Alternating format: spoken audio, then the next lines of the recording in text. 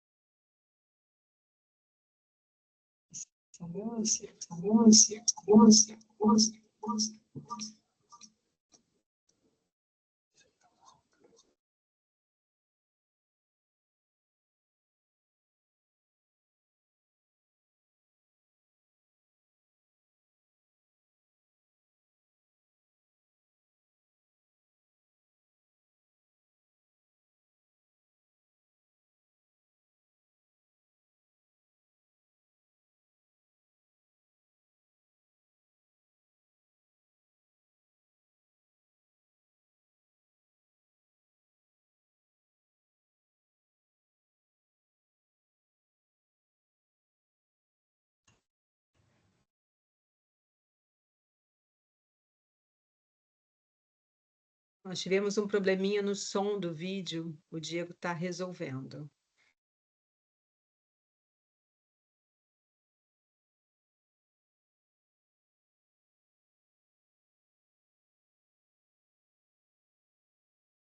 Pessoal, peço desculpa, problema técnico, mas o Diego está resolvendo já já, só um minutinho. É bom que nossa sala vai enchendo ainda mais e está todo mundo bastante ansioso para as discussões que vão acontecer.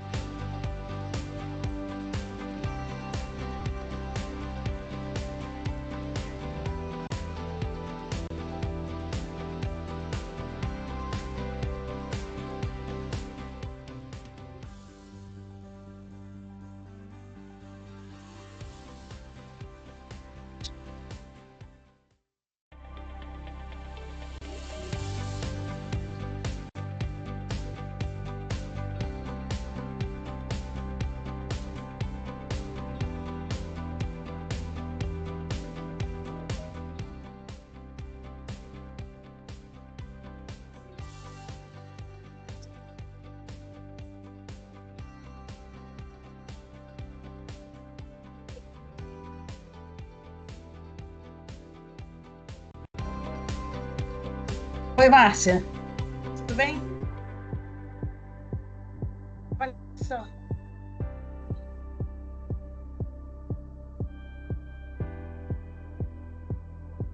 Tá. Olha só, você vai participar do negócio da Por Soped, não? favor, tem o som aberto, por favor.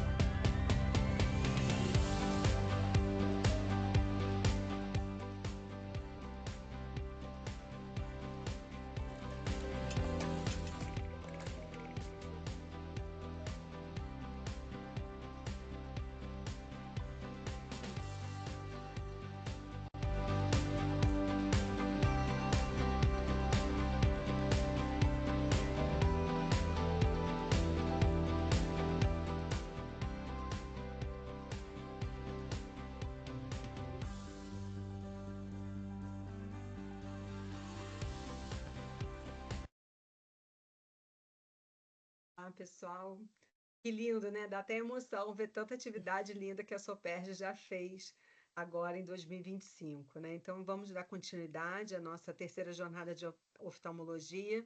Vou pedir, passar a palavra para a doutora Viviane Lanzelotti, que é a coordenadora aqui deste evento nesse momento. Muito obrigada. Doutora Viviane, está com você.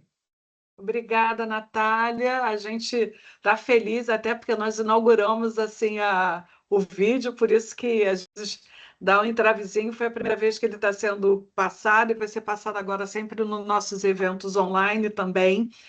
Boa noite a todos, eu vou ser rápida. Obrigada a todos pela presença. A gente está na terceira jornada de oftalmo. Nós começamos essa nossa atividade há 2, 3 anos atrás. A ideia era fazer uma a cada 3 anos e acabou que foi tão bem acolhido, foi tão prazeroso para o grupo também, que a gente acabou fazendo outro ano passado. O departamento de cursos e eventos falou: gente, como que vai ser a jornada desse ano? Aí a gente, nossa, mas a gente não ia fazer jornada esse ano em 2024. Aí acabamos fazendo. E esse ano a gente fez também num formato diferente para poder chegar a todos. E a gente resolveu fazer no mês de setembro, então, que é o mês de conscientização dos cânceres na infância e, para a gente, especial do retinoblastoma. Diego, pode colocar só aquele slidezinho para a gente? Só lembrando, então, rapidamente, deve ter muita gente jovem também. A gente, em 2024, fez mais ou menos 20 anos do reflexo vermelho, do teste do olhinho implementado nos nossos serviços de saúde pública, primeiramente. Em 2002, saiu a lei, é do estado do Rio de Janeiro, é um orgulho para a gente, foi o primeiro estado da União a tornar isso lei. E aí a gente começou a treinar as equipes muito em 2004, e de lá para cá, então, isso foi implementado em todos os serviços, eu tenho certeza. E a gente não discute como é uma ferramenta de diagnóstico precoce, porque é uma ferramenta fácil de ser utilizado, o pediatra usa ele com facilidade, é relativamente barato, é rápido de fazer, então é uma ferramenta muito útil na nossa prática de rastreamento. E aí eu acho, por isso que eu gostei dessa fotinha, eu usei numa outra apresentação umas semanas atrás e trouxe aqui de novo, que eu acho que a gente caminhou muito, são 20 anos, a gente caminhou muito, aí a gente está nesse pulinho aí do bonequinho, porque a gente pode melhorar e treinar e entender melhor para poder aproveitar mais ainda do que o teste do olhinho do reflexo vermelho pode trazer para a gente. Então, nossa proposta hoje é isso. Nós vamos trazer casos clínicos e mostrando muito para o pediatra como o reflexo vermelho é útil além daquele realizado na neonatologia. Então, o porquê, como que ele deve ser, por que ele deve ser feito, como ele é útil também nas crianças maiores. Mostrando um pouquinho do lado de cá, quando vocês encaminham para a gente, como que é esse rastreamento, como é essa pesquisa, e uma pesquisa de investigação da patologia que tem que ser feita junto com os pediatras também. Então, a gente vai passar, a gente vai apresentar de uma maneira bastante objetiva, em cima de casos clínicos, e no final a gente vai mostrar um pouquinho dos protocolos, do que está sendo orientado atualmente. Convido todos a continuarem estudando reflexo vermelho, vendo, a gente pode ter técnicas de execução do exame que aumentam a sensibilidade dele, porque a sensibilidade dele não é tão alta, mas a gente pode fazer através da maneira de fazer o exame, algumas vezes dilatando a pupila, a gente aumenta bastante a sensibilidade do exame. E aí auxilia muito no nosso atendimento e no diagnóstico, no rastreamento, na suspeição de doenças. Então, era isso. Agradeço a todos mais uma vez, agradeço muito a diretoria da Soperd, que sempre nos apoia, a equipe, hoje representada aqui pelo Diego, que está sempre com a gente nos nossos eventos online. Diego, pode tirar. Eu vou passar, então, para a primeira apresentação. Eu vou estar cronometrando, tá, gente? E queria pedir a todos que tiverem alguma pergunta que podem fazer, mas colocando no chat, que a gente vai responder todas ao final das apresentações, tá bom? Para a gente fazer o encerramento com as perguntas. Então, agora, nós vamos começar com a doutora Natália Grigorovski, que é oncologista pediátrica do INCA e do Instituto do Cérebro, que vai falar para a gente sobre retinoblastoma, quando o reflexo vermelho salva vidas. Abrindo, então, a nossa discussão de caso clínico com o tema do mês. Pode ir, Natália. Obrigada, viu? Eu que agradeço, Vivi, né? Tantas carinhas queridas aí que eu estou vendo, agradeço. Na verdade, quero aqui já me apresentar a Natália, mas na verdade é Natália Clarissa, né? Porque essa fala seria da Clarissa Matosinho, doutora Clarissa Matosinho, oftalmologista, oncologista ocular lá do Instituto Nacional de Câncer. A gente trabalha junto há muitos anos e ela, infelizmente, né, não pôde estar aqui, e aí me passou esse bastão, um desafio enorme, porque falar no meio de feras da oftalmologia do Rio de Janeiro, e a gente esteve junto recentemente, né, em alguns eventos aí, Luísa Num e as outras meninas em outros, a gente tem se falado bastante nesse mês, que é um mês que para pensar um pouco, né? O Setembro Dourado é um mês que reflete sobre o câncer infanto-juvenil. Eu vou pedir desculpas também, porque eu não peguei um caso, vou passar uma mensagem do retinoblastoma para vocês, assim, rapidamente. Então, pode colocar a apresentação. Não estou conseguindo ver o Diego. Agora foi. Então, pessoal, na verdade, pode passar. O retinoblastoma é uma doença, um câncer infanto-juvenil, que é, vamos dizer assim, um exemplo maior da tempo-dependência entre a percepção do primeiro sintoma e a chegada num centro de referência para tratar.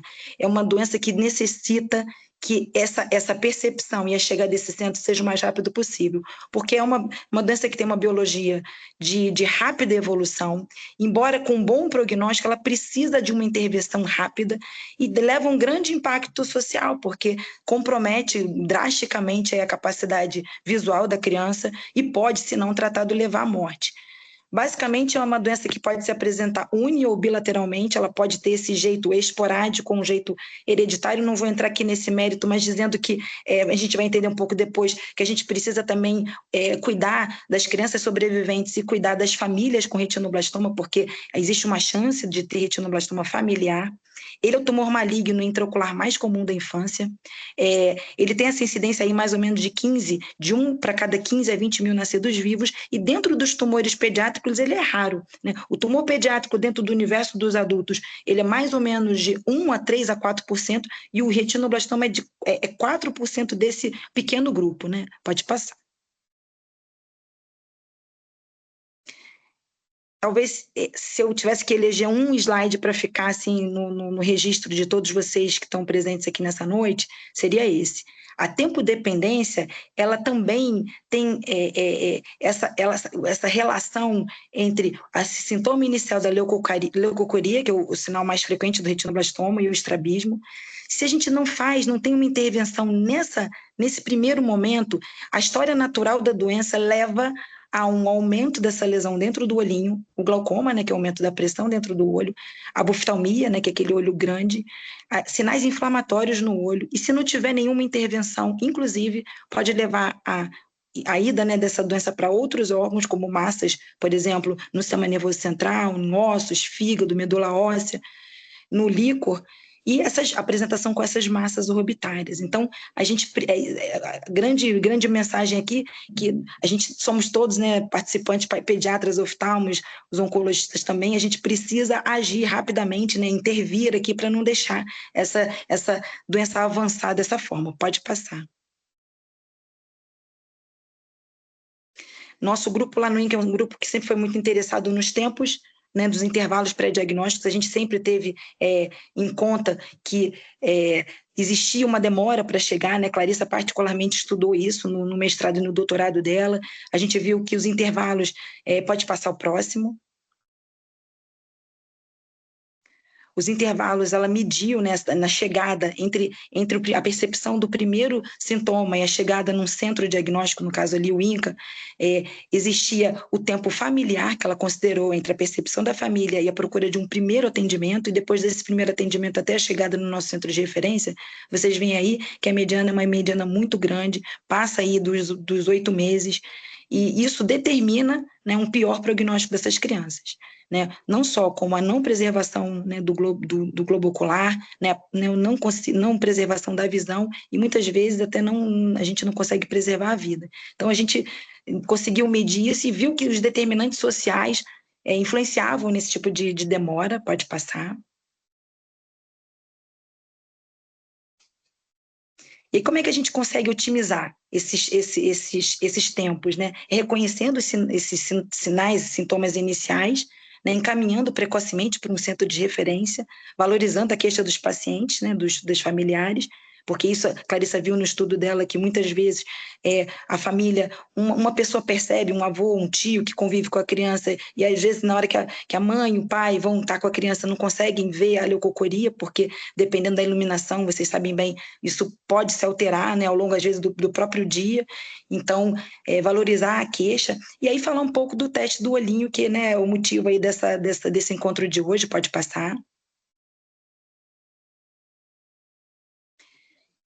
Em oncologia, a gente sabe que a gente não pode chamar o teste do olhinho um teste de rastreamento, mas e hoje, com o uso das tecnologias dos aplicativos e fotografias, a gente sabe que com isso a gente aumentou muito a chance de pegar, né, o retinoblastoma de forma mais precoce. A gente sabe que esse tipo de screening, né, para retinoblastoma, essa revisão sistemática, aqui na América Latina a gente não conseguindo fazer uma coisa uniformizada nesse sentido. A gente sabe que houve um avanço, como eu falei, da tecnologia, tanto de foto quanto de aplicativo, que faz varredura de foto, que consegue detectar bem, mas o teste do reflexo vermelho, pode passar. Ele é um exame, né, um teste simples de fazer, né, e que, como a Vivi falou, que fiz questão de colocar aqui, né, que o Estado do Rio de Janeiro foi o primeiro a colocar esse teste como um teste obrigatório, né, essa lei está valendo aí desde 2002, outros estados aderiram a essa lei, e que, na verdade, trata dessa obrigatoriedade do exame ao nascimento, né, ou logo em seguida, né, até 72 horas após o nascimento. Mas a gente sabe que tanto a oftalmologia pediátrica como o próprio Ministério da Saúde se preocupa com a execução desse teste mais vezes, né, ao longo do primeiro, segundo, terceiro ano de vida da criança, pelo menos. Então, essa é uma recomendação, não é uma lei, mas que precisa ser realizado. Pode passar. E mostrando aqui, né, vocês da oftalmologia estão muito mais habituados, né, e a pediatria em geral, acaba que eu mesma não executo esse teste no meu dia a dia, mas a gente sabe que qualquer falha de visualização, né, qualquer anormalidade de um teste do reflexo deve ser encaminhado ao oftalmologista imediatamente. Pode passar. E aí falar um pouquinho da nossa vivência lá no INCA, para vocês, né, conhecerem um pouco mais. Essa é a doutora Clarissa lá no Centro Cirúrgico fazendo as fundoscopias. O diagnóstico do retinoblastoma é por exame clínico. Na fundoscopia a gente tem, né, o privilégio de ter a documentação da fundoscopia pelo RET-CAM. Esse exame é feito sob anestesia, dilatação pupilar. Pode passar. É um diagnóstico, muitas vezes, clínico, a gente não precisa de biópsia para um diagnóstico de retinoblastoma. Aqui tem algumas imagens de pacientes que a gente trata, inclusive, né, com essas lesões um pouco mais avançadas, né, essas doenças orbitárias, pode passar. Imagens de fundoscopia, né, do nosso banco aí de imagens, pode passar. Pode passar. Sabendo que a gente, inclusive, teve uma reunião recente, né, falando dos diagnósticos diferenciais de leucocoria, né, nas crianças pequenas, que muitas vezes o diagnóstico é o retinoblastoma, mas muitas vezes não é, e aí esse é um diagnóstico importante de ser feito, porque essa criança, o teste do reflexo vermelho, acho que de certa forma ele trata aí da saúde ocular da infância, né, nessa primeira infância, e fazer esses diagnósticos que não retino são fundamentais para a gente poder encaminhar devidamente essas crianças para um acompanhamento adequado. Pode passar. 8 minutos, tá, Natália? Eu já estou terminando. O exame de imagem de eleição para a gente confirmar o diagnóstico do retinoblastoma é a ressonância, né? O ultrassom é um exame que é bastante útil, mas de eleição para o diagnóstico, para o estadiamento é a ressonância. A gente não recomenda a execução de tomografia pela radiação. Pode passar. Pode passar. E aí, só chamando a atenção, quando eu, né, comentei do retinoblastoma ser hereditário, existe um grupo, né, dentro dos unilaterais e dos bilaterais que tem essa característica hereditária, e dentro desse grupo existe os familiares, esses aí precisam ser rastreados de uma forma diferente. Todos os irmãos, os filhos desses sobreviventes têm que ser investigados sempre. Pode passar. Investigados com fundoscopia. E o retinoblastoma me mobiliza muito, pode passar o próximo.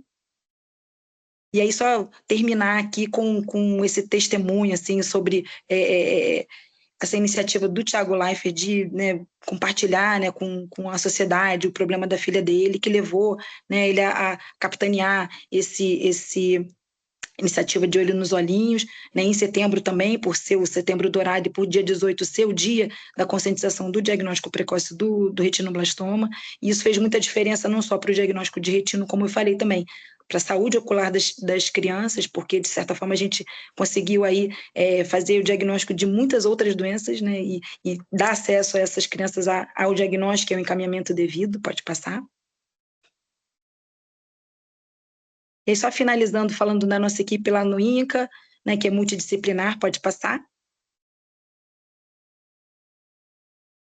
E aí, mostrando aí a imagem, uma foto bem bonita da doutora Clarissa, agradecendo ela por todo o esforço esses últimos anos no cuidado do retinoblastoma. Essa frase é uma frase que é do Dr. Marbach, mas que acho que a gente se apropria nas aulas, né? Leucocoria em criança pequena é retinoblastoma até que se prove o contrário. Qualquer criança com leucocoria deve ser encaminhada. Aí fica o meu contato e, enfim, fica à disposição. Muito obrigada.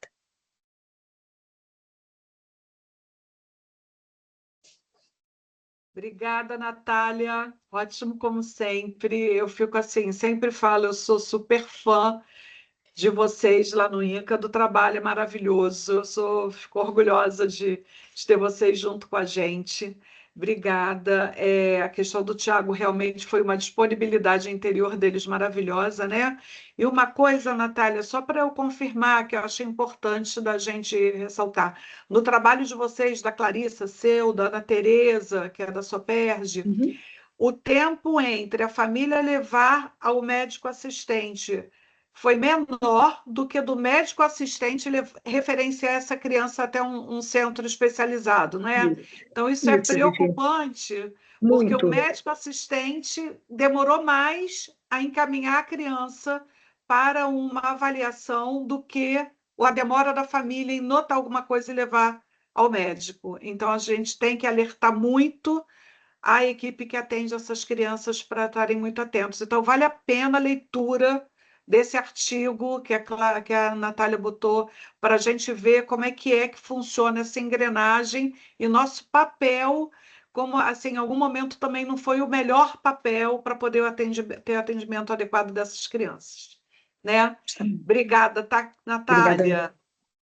Então, agora eu vou chamar a doutora Suzana Knupp, que é mestre em saúde da criança pela UFRJ e a nossa secretária do nosso GT. Suzana vai apresentar o caso clínico da catarata infantil quando o olho revela doença metabólica. Pode ir, Suzana. Obrigada, Suzana. Doutora Suzana, o microfone está mutado, doutora. Isso, só clicar no íconezinho do Sim, microfone. claro. Agora foi. Perdão. Tudo ok agora? Ok, pode continuar. Boa noite a todos. É uma alegria estar aqui. Quando a Viviane me convidou, obrigada, Vivi, para falar sobre esse caso. Eu fiquei muito feliz, porque, apesar de ser um caso raro, eu já vi 3 durante a carreira, e é um diagnóstico importante. Então, eu vou falar um pouquinho aqui de um caso de uma catarata infantil, quando o olho revela uma doença metabólica. Então, é um bebê que nasceu de 36 semanas e 3 dias, 1.980 gramas, ele era um PIG, ele tinha restrição do crescimento intrauterino e tinha nascido com oligodrâmino severo, não se sabia o tempo de bolsa rota.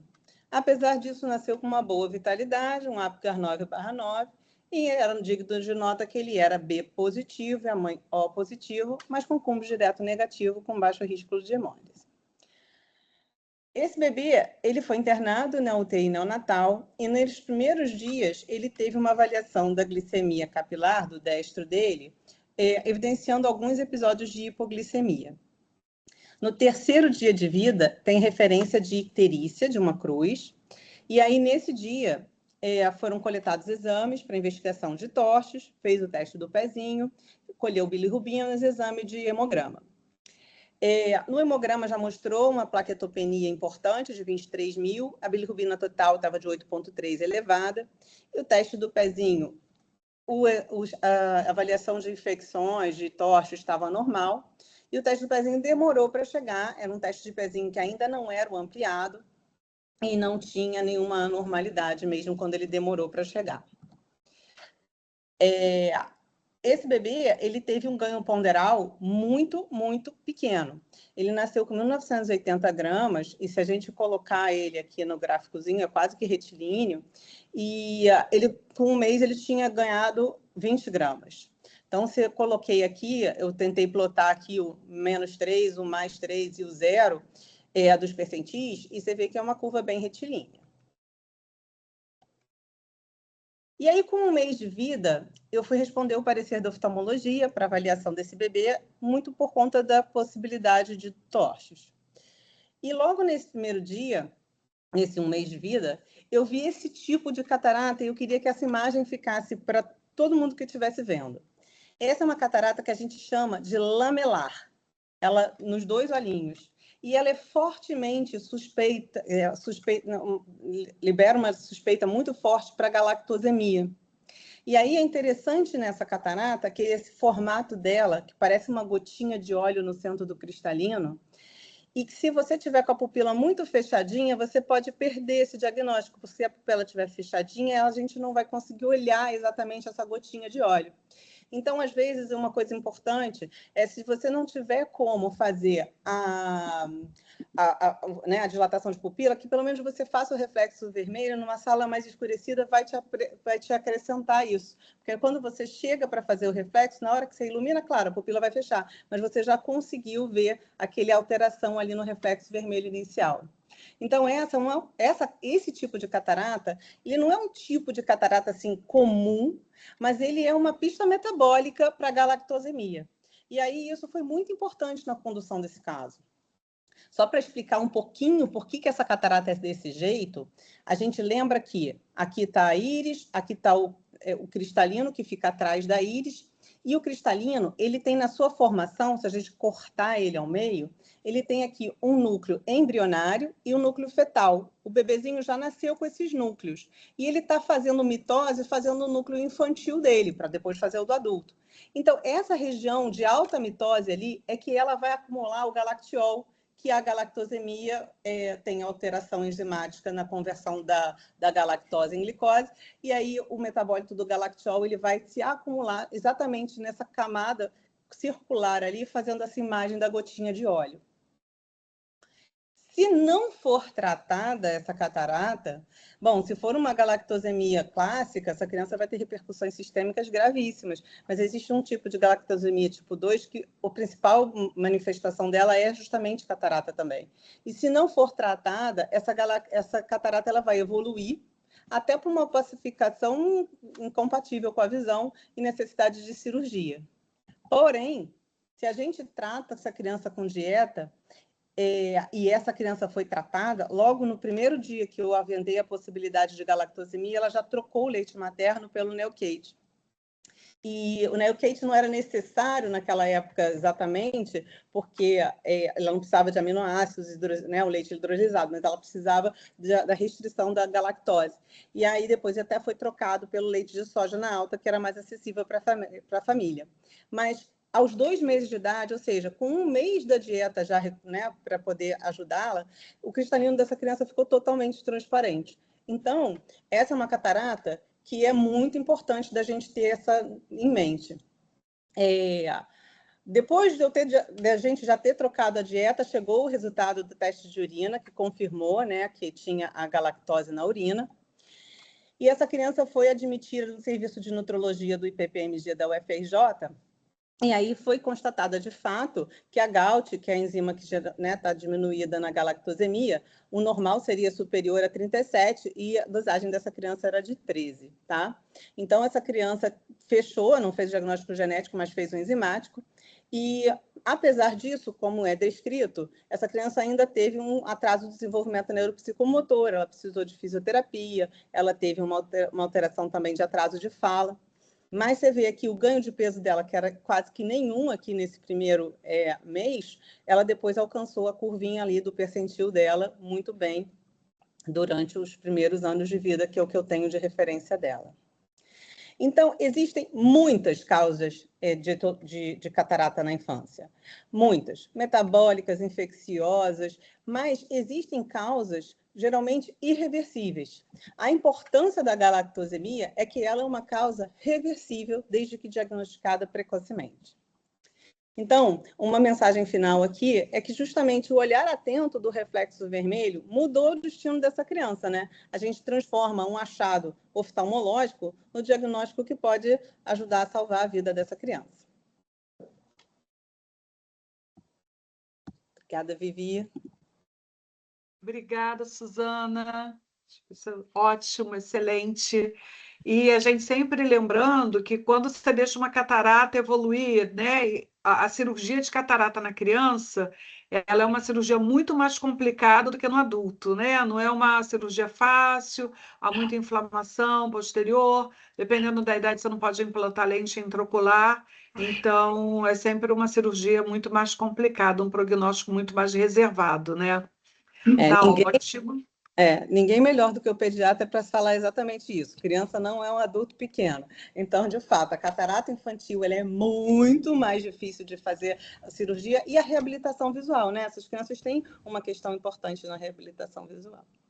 Exatamente. Obrigada, Suzana, foi ótimo. A gente agora vai apresentar o caso da doutora Monique Goeknin, né, Monique? Goekin, desculpa. Formação pela UFRJ, servidores e oftalmologista pediátrica do IPPMG da UFRJ. Ela vai falar para a gente sobre o reflexo vermelho normal no recém-nascido e alterado depois. O que investigar. Obrigada, Monique. Boa noite a todos e todas. Vou então aqui compartilhar com vocês. A mensagem que eu queria que vocês guardassem dessa aula é essa aqui, né? Que a leucocoria ela pode ser adquirida durante toda a infância e o tratamento precisa ser estabelecido dentro de um período crítico de neuroplasticidade. Quanto mais profunda e duradoura a privação do estímulo visual, maior o risco de que esse dano seja irreversível.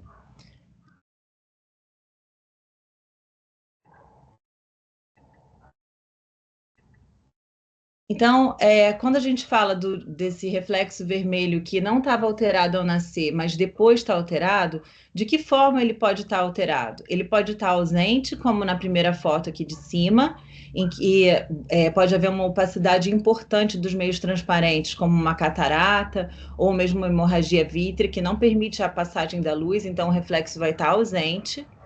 O reflexo pode ser uma leucocoria, né, um reflexo branco, e é altamente sugestivo de uma afecção grave, como retinoblastoma, catarata congênita ou doenças da retina. Ele pode ser assimétrico e ser assimétrico, como mostrado aqui na terceira figura, por um estrabismo, porque a luz está incidindo num olho, está reto, no outro olho está na diagonal, então essa luz vai refletir de uma maneira diferente a retina, ou pode ser por anisometropia, por diferença de grau, como aqui nessa foto, esse paciente não tinha nenhum grau no olho direito e 5 graus de hipermetropia no outro olho. Então, ao fazer o reflexo, para aumentar a sensibilidade do reflexo, você pode se afastar do paciente. Então, a mais de 1 metro de distância do paciente, dava para notar que o reflexo era simétrico por causa do erro refrativo.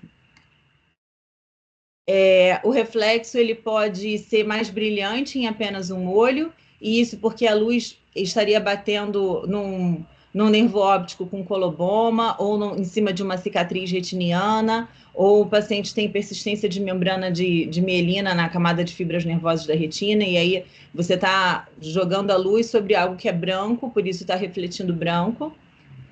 Ou tem um reflexo amarelado na doença de Coates, por exemplo, em que você tem exudação subretiniana, e por causa desse excesso de lipídios, o reflexo fica amarelado. E aí, quando a gente pensa em leucocoria tardia, né, um reflexo que estava normal antes e se alterou com o tempo, nosso principal diagnóstico, o mais comum, é a catarata infantil, porque corresponde a 74% das leucocorias. E ela pode estar associada a fatores genéticos, metabólicos, infecções congênitas, uso de medicações ou até idiopática. Entre a catarata infantil, a gente chama ela de congênita quando ela é encontrada quando ela se manifesta até 3 meses de vida. Mas após os 3 meses, ela é considerada catarata do desenvolvimento. E ela pode estar associada com crâniosinostoses, com síndromes cromossomiais, com uma série de questões. E aqui eu queria chamar a atenção a essa figura aqui da árvore de Natal. Essa catarata em árvore de Natal...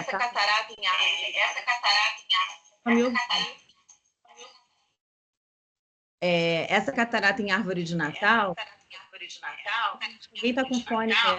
Eu estou verificando aqui. Gente, se puderem verificar quem está com o microfone aberto e fechar, por favor, obrigada. Já verifiquei, pode fechar, pode continuar. Tá bem. Ela é característica da distrofia miotônica. A distrofia miotônica é uma doença mais comum em adultos, mas 15% dos casos ela está presente no nascimento, a distrofia miotônica do tipo 1, ela é congênita, e 10% aparecem antes dos 10 anos de idade, que é a distrofia miotônica infantil. 100% dos pacientes desenvolverão essa catarata e ela é patognomônica dessa doença. E tem essa característica aqui, com vários brilhinhos no cristalino.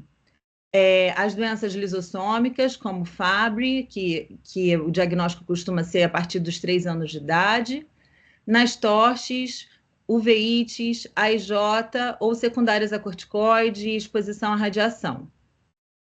Quando falamos em torche, a gente pode ter uma leucocoria por uma retinocoroidite, né, uma lesão na retina, como por toxoplasmose. A gente pode ter ocorrido uma inflamação no segmento anterior, uma uveíte, e evoluir com uma membrana pupilar inflamatória, como nessa foto aqui da esquerda, que essa membrana, então você tem uma leucocoria por ter uma membrana pré-cristaliniana, ou você pode estar diante de um quadro de tuberculose com uma ceratite intersticial que causou uma opacidade corneana e, por isso, a leucocoria por opacidade na córnea. Então, são leucocorias de profundidades distintas, né? Em que o problema está em sítios diferentes. Queria chamar a atenção para os glaucomas, os glaucomas congênitos, né? O glaucoma ele pode ser primário ou secundário na infância. E o glaucoma, ele causa opacidade porque, além do buftalmo, do aumento do tamanho do olho, você perde a transparência da córnea por edema. Esse aqui foi um bebê que eu vi lá no IPPMG. Né? Ele tem o buftalmo à esquerda e ele tem dor com a luz. Né? Então, ele tem uma intensa fotofobia, tem dor, e isso é uma emergência oftalmológica. O glaucoma, a gente vai encontrar um bebezinho com glaucoma com manifestação neonatal, nos casos, né, quando manifesta antes do primeiro mês de vida, mas ele é classificado como infantil quando apresenta o glaucoma até os 2 anos de idade, e pode ter uma manifestação tardia, quando ele está presente depois do 2º ano de vida. E ainda há também glaucomas secundários. Então, é importante que todo pediatra saiba identificar e encaminhar imediatamente para um oftalmologista, porque é uma urgência. Em relação aos tumores, temos o retinoblastoma, que nos casos bilaterais que são hereditários, a média de idade no diagnóstico é até o 2º ano de vida. E os unilaterais, que mais comumente são esporádicos, mas podem também ser hereditários, o diagnóstico ocorre até 5 anos de idade, porque é de retinoblasto e até os 5 anos ele pode se manifestar. Então, é importante repetir o exame periodicamente, né, pelo menos 3 vezes ao ano, nas consultas de rotina nos primeiros 3 anos de vida, pelo menos. Mas também temos outros tumores, como a amartoma astrocístico de retina, que está associado à esclerose tuberosa, à neurofibromatose, retinose pigmentar, síndrome de Usher, e aí essa aliança, né, pediatras e oftalmologistas é muito importante para o tratamento dessas crianças. E aqui eu queria falar dos erros inatos do metabolismo, né? Entre eles a mucopolissacaridose, que é uma doença do lisossoma, em que há opacidade na córnea, e como é uma doença de acúmulo metabólico, ela não está, essa opacidade, né, essa leucocoria, essa opacidade corneana, ela não vai estar presente ao nascimento, e ela vai acontecer progressivamente. Dependendo da enzima específica que está alterada, a mucopolissacaridose ela é classificada em vários tipos, com manifestações clínicas distintas, mas o mais comum é que o paciente tenha uma face típica, com mão em garra, com hérnia umbilical, baixa estatura, infecções respiratórias recorrentes, um abdômen saliente, né? Pode ter otites de repetição também, e ele vai perdendo progressivamente a visão por esse acúmulo de mucopolissacarídeos na córnea. Pode também ter glaucoma, catarata. Ela pode ser investigada no teste do pezinho ampliado, mas que não é disponível para todos. 8 minutos, tá? Só para avisar, tá? Obrigada. E a mucopolissacaridose Hurler, o diagnóstico, ela se manifesta aos 6 meses, a Shy entre 1 e 2 anos de idade, a tipo 4 com 6 semanas de idade. Então, o tempo de diagnóstico também varia, e alguns subtipos é possível fazer tratamento com reposição enzimática, né, que vai melhorar a qualidade de vida do paciente e diminuir o acúmulo do mucopolissacarídeo. Outro erro inato do metabolismo é a cistinose, né, que o paciente tem retardo de crescimento, raquitismo, insuficiência renal, caracterizando a síndrome de Fanconi, e no olho o que a gente vê são esses depósitos na córnea, brilhosinhos aqui, por acúmulo de cistina dentro dos tecidos, dentro da célula. E esses depósitos são patognomônicos da doença e aparecem por volta de 1 ano de idade. O tratamento, tem tratamento para essa doença com cisteamina oral e para o olho na forma tópica, então é importante fazer esse diagnóstico. Outra coisa para chamar a atenção aqui seria o xantogranuloma juvenil, que é uma doença que causa ifema espontâneo. Então, a principal causa de ifema espontâneo na infância. Então, o paciente tem sangramento recorrente na câmara anterior, e isso pode gerar uma inflamação, uma membrana pupilar inflamatória, causando leucocoria também. Outra coisa para a gente pensar, ectopia lentis. Há várias doenças relacionadas, várias síndromes relacionadas à luxação do cristalino, que pode estar luxado para cima, para baixo, e aqui eu listo algumas delas. Outro ponto que a gente pode identificar nesses exames de rotina, né, de continuar fazendo a avaliação com oftalmoscópio, é a artrite idiopática juvenil.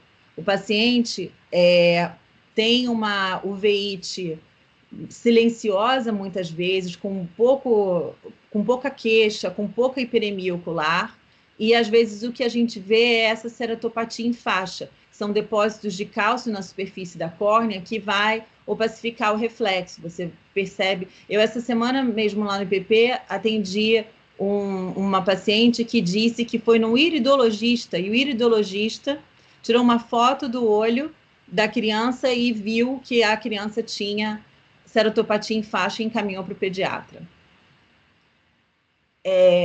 E a doença de Coates, que eu já citei, né, que é uma doença idiopática em que há telangiectasias na retina, com vasos aneurismáticos, e há depósitos de lipídios intra- e subretinianos, né, tratado com laser, e vai dar um reflexo também alterado. E a outra coisa de manifestação mais tardia seriam os traumas, né? Um trauma contuso no olho pode levar a um descolamento de retina, e esse descolamento de retina ser visto através do teste do reflexo. Obrigada.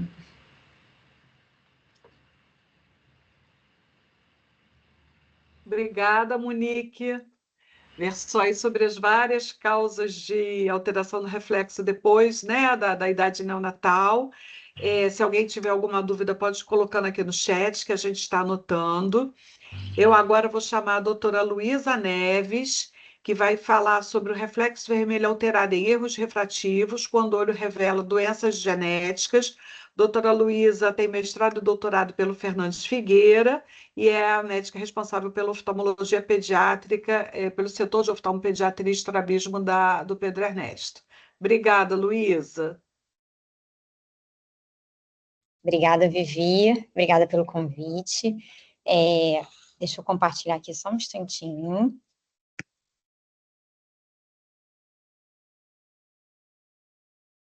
Então, vamos lá. Dando seguimento aqui, então, à nossa terceira jornada de oftalmologia, né? Os casos clínicos são muito interessantes, assim.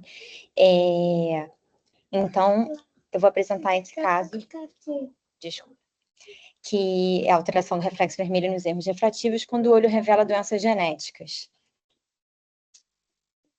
Em 2022... Desculpa, gente, a mamãe já vai.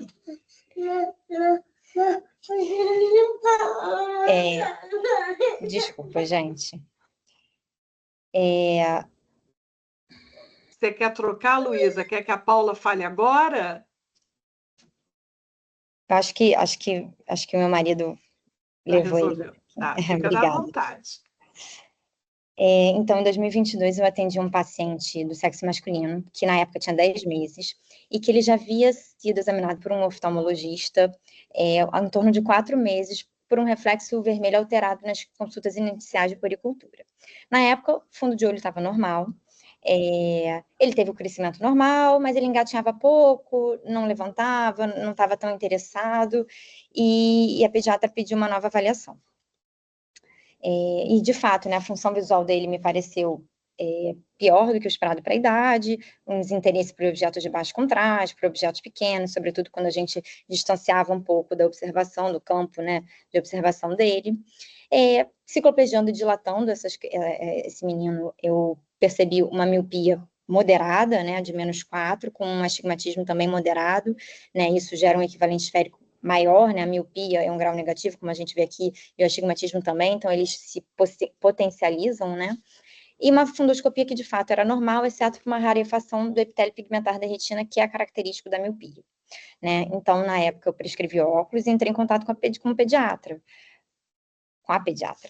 porque a gente já viu algumas fotos aqui da anatomia do olho, e o olho da criança é um olho mais curto, né? A criança nasce com um olho de 17 milímetros de mercúrio, 17 milímetros de comprimento axial anteroposterior, e o olho vai atingir o tamanho de adulto em torno, assim, na hemimetropização, em torno de 6, 7 anos. Então, caracteristicamente, e o esperado, né, fisiologicamente, é que a criança seja hipermétrope, né? Que é um olho mais curto. E o míope, normalmente, acontece quando o olho é mais comprido, mais longo, ou por algum aumento do poder refrativo das lentes intraoculares e corneanas.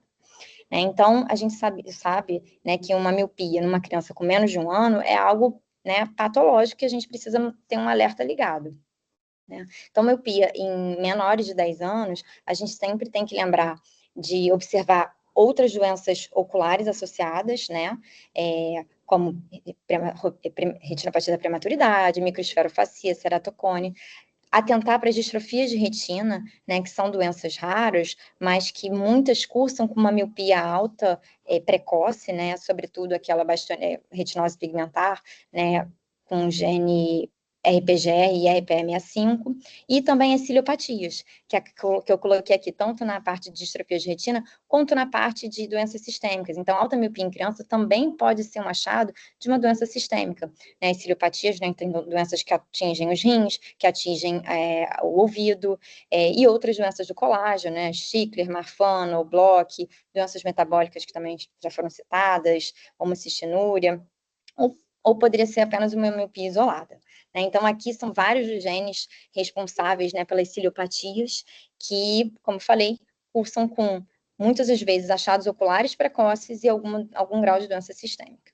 Tá? Então, no retorno, o pai referiu que em 3 dias a criança, já com uso de óculos, já começou a explorar a casa, engatinhando muito, começou a se levantar, tentar andar, interagiu muito mais, né? Então, estava com uma adaptação excelente. E assim, eu fui fazendo um acompanhamento semestral com ele, né, para não ficar longo aqui, eu coloquei uma linha do tempo mais anual. A miopia foi aumentando, e a gente com um alerta ligado quando a criança começou a ter um ganho ponderal pior, redução do crescimento, em parceria também com o endócrino e com outros profissionais pediátricos. Fizemos uma investigação sistêmica e a menina apresentava uma anemia, uma creatinina e ureia aumentadas e um ultrassom abdominal com uma fibrose sugestiva de fibrose renal.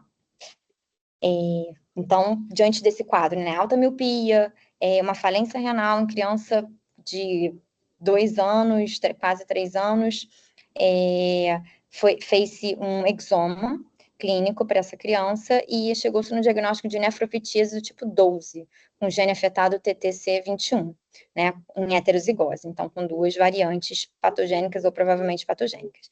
E ele acabou precisando fazer um transplante renal. Hoje ele está muito bem, em uso de imunossupressor, com boa resposta, crescendo, desenvolvendo. A miopia segue aumentando um pouco, mas ele está com uma visão boa para a idade, na escola, socialmente muito desenvolvido. Aqui são as fotos, né, assim, só a título de curiosidade, autorizadas pela mãe, né, então aqui o nervo óptico, os vasos da retina, e a gente vê a retina, né, a gente consegue ver a retina que é avermelhada, e com esses veios, vamos dizer assim, que são os vasos da coroide, bem perceptíveis por conta da rarefação da camada mais profunda da retina.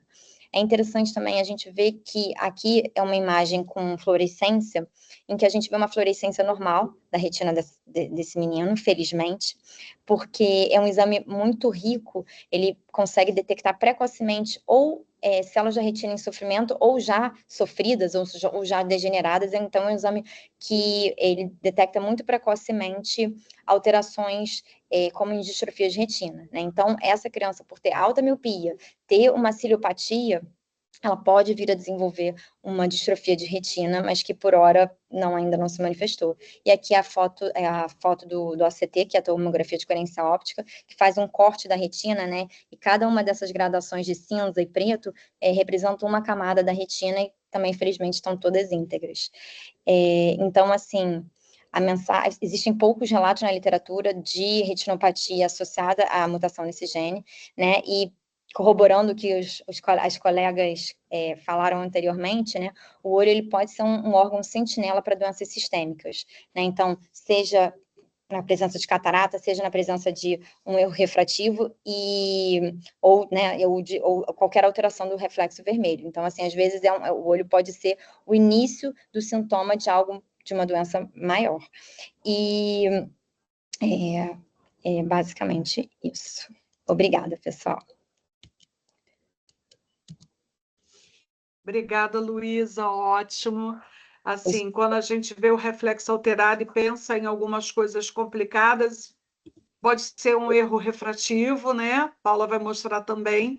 E a gente sempre lembrar que nesses casos, a gente detecta a miopia muito alta, muito cedo. A gente precisa da avaliação genética, porque às vezes são patologias que não fazem um estigma, um fenótipo muito alterado da criança, mas tem alguma alteração genética que vai poder ajudar a gente a ver melhor, porque algumas comorbidades até oculares podem ser mais frequentes e também por conta de outras situações em outros órgãos que podem estar associadas. Quando você detecta a miopia, você faz a investigação genética, às vezes você já tem o laudo dali e antes de todo o restante, né, da sintomatologia aparecer. E às vezes os pais não valorizam muito no início quando você pede uma avaliação genética só porque a criança começou a usar um óculos, né? Então a gente precisa do pediatra junto com a gente nisso. Com certeza. Não é? E posso fazer um último comentário, Vivi? Pode. Que eu acho que foi interessante, né, que a pediatra já tinha visto o reflexo vermelho alterado e possivelmente era por conta, como a Monique mostrou, da miopia mais elevada, assim, para a idade da criança, né? Então, às vezes, só fazer a fundoscopia no exame oftalmológico não vai trazer não vai trazer todo o diagnóstico que a gente precisa, né? Então, assim, o exame completo com avaliação do grau da criança, né, que é a retinoscopia com cicloplegia, é fundamental também. Né? Então, acho que, assim, a pediatra acabou vendo o reflexo vermelho alterado bem precocemente, né? Então... Perfeito, perfeito. Gente, agora vai chamar, então, a Paula Zagallo, que é oftalmopediatra, especializada em oftalmopediatria e estrabismo pelo Hospital dos Servidores do Estado.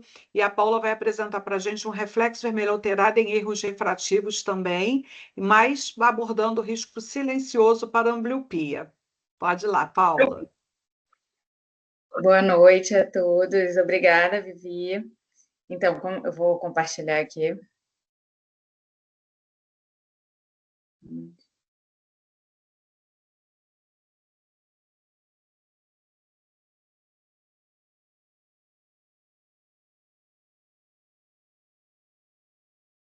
Está aparecendo para vocês? Ah, sim, pode continuar. Então, o tema, né, pegando o que a Luísa estava falando, né, que o reflexo vermelho pode estar alterado também em erros refrativos, e aí o tema é o reflexo vermelho alterado em erros refrativos, o risco silencioso para a ambliopia. Aí eu vou falar de um caso de uma menina que veio encaminhada para a rotina, né, o pediatra não tinha, nesse momento, observado um reflexo alterado, ela tinha 1 ano e 1 mês de vida, para Natal sem intercorrências, de história familiar, assim, de oftalmológica, só um pai com uma baixa miopia, e ela não tinha o hábito de usar telas. No exame oftalmológico, a gente não via nenhuma alteração importante, assim, ela fixava, não tinha sinal de estrabismo, nenhuma alteração do segmento anterior do olho, mas tinha um reflexo reduzido no olho esquerdo. E aí, a fazer a cicloplegia, né, e fazer a retinoscopia, a gente via que tinha um grau de miopia nos 2 olhos, sendo 3 no olho direito e 8 no olho esquerdo, que a gente chama de anisometropia, quando tem essa diferença de grau entre os olhos. E por isso o reflexo diminuído naquele olho.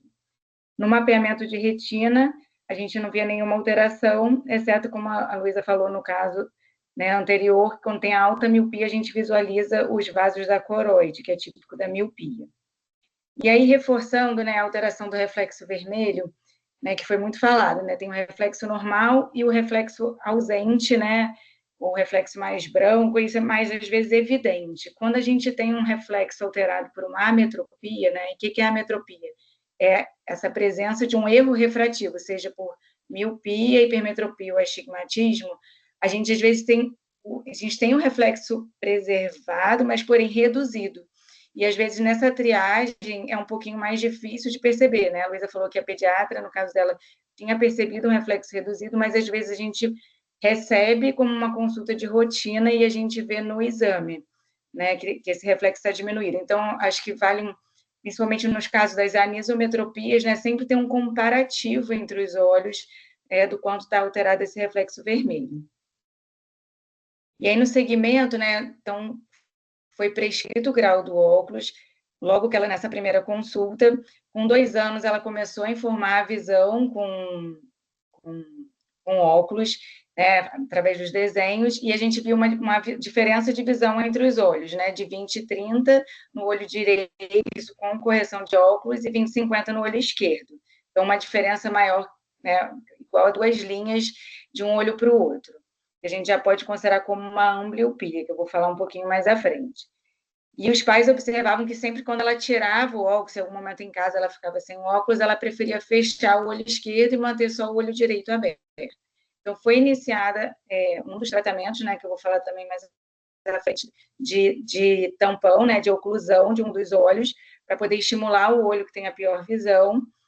E aí isso foi sendo acompanhado a cada 3, 4 meses, foi um tampão parcial, algumas horas por dia, foi aumentado esse tempo, e por volta dos 3 anos e 7 meses, a gente observou na consulta que teve uma piora da visão, mas associada também, né, a uma baixa adesão ao tampão, a família tinha dificuldade de fazer, e tinham tido um aumento do grau que foi ajustado, né, na nova correção do óculos.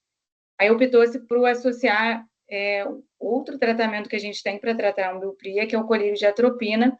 Eu vou explicar um pouquinho mais à frente o objetivo do colírio. Então, o que é o objetivo desse caso, né? Esse caso ele foi investigado, não tem nenhuma alteração, como foi falado nos outros casos, nenhuma alteração metabólica, mas para a gente trazer um alerta de uma doença, ou assim, do sistema do desenvolvimento visual, né, que a gente pode intervir também de forma precoce e reduzir danos futuros. Então, o que seria a ambliopia, que a gente fala muito, assim, que é o olho preguiçoso, né? A gente explica muito isso para o paciente, é o olho preguiçoso. É uma redução na acuidade visual, que pode ser nos 2 olhos ou em um olho só, quando você não tem nenhuma alteração ocular, não tem nenhuma alteração, por exemplo, uma alteração no nervo óptico, nenhuma alteração na retina, não tem uma catarata, se tinha, a gente já operou e já tirou, e se tem alguma alteração de grau, a gente já colocou óculos para corrigir. Então, a gente sem nenhuma alteração, né, na normalidade no sistema ocular, e já com a correção óptica, ainda assim, a gente tem uma visão pior, né? O mais comum a gente vê em um dos olhos, no caso, né, nesses casos de erro refrativo pela anisometropia. E aí tem os tipos de miopia, né? O que acontece? A criança, ela não nasce com o sistema visual totalmente formado, né? Ela sai, ao nascimento, ela vai formar, terminar de concluir a formação visual, né? Até os 5, 6 anos de vida. Se nesse período, né, a gente tem um estímulo visual alterado, né? A imagem chega lá no córtex visual. O olho tá todo certinho, mas a imagem chega lá no córtex visual de forma embaçada ou ausente, a gente tem alterações na formação do desenvolvimento visual até a nível da morfologia celular das células do córtex visual. E se isso não é tratado, né, nessa fase ainda de plasticidade neuronal, a gente acaba tendo sequelas, né, de visão para o resto da vida. Então, a gente tem os tipos de ambliopia, que são causas que fazem não chegar essa imagem de forma correta, né, lá no córtex visual. Um deles é a ambliopia por privação. E aí, a ambliopia por privação, a gente pensa muito na catarata, que foi falado aqui, também os casos de ptose congênita, né, principalmente quando acomete o eixo visual. Temos os casos de estrabismo, que também essa imagem não chega de forma correta lá, para estimular essa função visual. E tem os casos refracionais, que é por erro de grau, né, erro refrativo. E aí, que esse que é o foco aqui desse momento, né, desse caso. E aí a gente pensa assim, quando que a gente tem que passar o óculos, né? Eu acho que às vezes a gente passa, eu vejo algumas situações que a gente prescreve o óculos e a família, às vezes até, alguns pediatras, às vezes até quando a gente vai fazer na ótica, há um questionamento, né? Ah, esse grau é muito alto, a criança não usa óculos, criança pequena. Então, a gente faz o exame e a gente tem diretrizes, né? E eu trouxe aqui a diretriz da SBOP, essa mais atualizada, para a gente entender que a criança não verbal, como ela não está informando a visão, a gente tem valores objetivos para definir, né, se a gente prescreve ou não o óculos, né? Então, se a gente não tem essa anisometropia, né, que é a diferença de grau entre os olhos, a gente tem uma tolerância maior. Então, se a gente for ver uma criança com miopia, na idade que ela chegou com 2 anos, a gente poderia, por exemplo, uma criança com 4 graus ou menor que 4 graus, a gente poderia não passar. Mas ela tinha um outro olho, né, com 8 graus de miopia. E a hipermetropia, né, como a Luísa também falou, né, que a miopia não é comum na infância, mas a hipermetropia, o bebê nasce, né, e a gente espera uma hipermetropia fisiológica, né, porque o olhinho é pequeno, então a gente espera que quando a gente examine uma criança com 1 ano, 6 meses, 2 anos, que a gente espera que a gente encontre uma hipermetropia. Então a gente também é tolerante no sentido de acompanhar e não prescrever o óculos. Então, por exemplo, uma criança de 2 a 3 anos, a gente só precisaria passar essa hipermetropia se ela tivesse maior ou igual que 4,5 graus de hipermetropia. É claro que aqui a gente leva em consideração... 8 minutos, tá? Só para te avisar. Obrigada. A gente leva em consideração outros fatores, né? Se tem estrabismo, se tem alguma neuropatia, que a gente acaba prescrevendo graus menores. E o astigmatismo também a gente segue esses critérios pelas diretrizes. Quando a gente tem uma anisometropia, que é essa diferença de grau, como é no caso aqui relatado, a gente acaba prescrevendo antes. Então, uma criança menor de 1 a 2 anos, se a gente tem uma diferença de grau de 2 entre os olhos, a gente já tem que passar o óculos. E uma criança a partir de 2 anos, uma diferença de 1,5 graus, a gente prescreve o óculos, como foi o caso dela. Então, para finalizar, a gente pensar no tratamento da ambliopia, né? E aqui pensando não na ambliopia causada pela privação, que é a catarata e a ptose, nem a ambliopia causada em si pelo estrabismo. A gente está falando da ambliopia causada por um erro refrativo. Então, o primeiro tratamento é uso contínuo do óculos. Se eu tenho um grau alto nos 2 olhos e muito parecido, só de eu estar usando o óculos, eu já estou estimulando esse desenvolvimento visual, essas conexões da via visual, e com isso eu já estou tratando a ambliopia. Se depois, né, como foi o caso dela, a criança com a correção, a gente vê que tem uma baixa visão em um dos olhos, aquele olho que tem um grau maior, a gente associa outros tratamentos, como o tampão, né? Então, a gente oclui o olho de melhor visão para poder estimular o outro olho, ou então a gente pode, né, se tiver difícil a adesão ao tampão, a gente pode recorrer ao colírio de atropina, que o objetivo é o quê? A gente faz como se a gente chama de penalização, a gente dilata a pupila do olho melhor também, embata a visão para ver se a criança prefere, né, usar o olho que estava pior, estimulando o desenvolvimento visual. Então, para finalizar, o foco desse caso, né, a gente não é um caso tão grave, né, que é associado nem a doenças sistêmicas, mas é um caso muito comum, por isso que a gente resolveu trazer, porque a gente vê todo dia, e é uma coisa que a gente pode prevenir fazendo exame ocular precoce, vendo que tem um erro refrativo e prescrevendo grau, prevenindo, né, de danos à visão que são definitivos, né, que se a gente descobre isso às vezes mais uma criança maior, às vezes mesmo fazendo tampão e o colírio de atropina, a gente não consegue recuperar a visão. Obrigada. Obrigada, Paula, ótimo. A Paula tinha me falado que ia trazer, eu achei super interessante para os pediatras verem que normalmente a gente não traz isso, que a gente tem uma diretriz de quando a gente deve prescrever óculos de acordo com a faixa etária e com a faixa do grau, né, da dioptria que a criança apresenta. E lembrando que o teste do... Está indo? Achei que tinha travado. E que o teste do olhinho pode, então, fazer essa detecção de também esses erros refrativos, essas anisometropias, porque a ambliopia é uma das maiores causas de baixa visão em criança, uma das causas mais prevalentes que a gente tem. Então, o teste do olhinho, o teste do reflexo vermelho, no correr da infância, aí ajuda a gente nisso também. Então, a gente vai agora para o nosso último caso clínico, que a doutora Luísa vai voltar, então, para apresentar antes do Renato apresentar para a gente os protocolos, então, que algumas pessoas já perguntaram aqui no chat. A gente já vai chegar lá, agora a Luísa vai apresentar, então, a alteração do reflexo vermelho, comprometendo o segmento anterior do olho, o que pensar e como investigar. Pode ir lá, Lu. Tá bem. Então, vamos lá. Então, em 2021, então mais um caso clínico para a gente encerrar, né?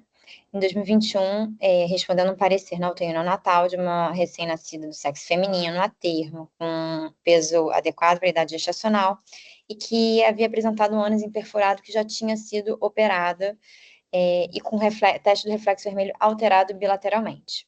Aqui a foto dela, a foto dela é um pouquinho maior, mas assim, que eu acompanhei ela por muitos anos, mas apresentava, então, uma opacidade anterior bilateralmente.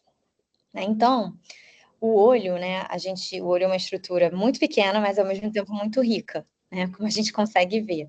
E a gente divide anatomicamente o olho em segmento anterior, que é essa região aqui que já foi falada antes, né, do cristalino, né, que é a nossa lente intraocular para frente, e em segmento posterior, que é do cristalino para trás, tá? Então, o teste de reflexo vermelho nada mais é do que um teste que avalia a transparência dos meios ópticos do olho. Quais são os ópticos do olho?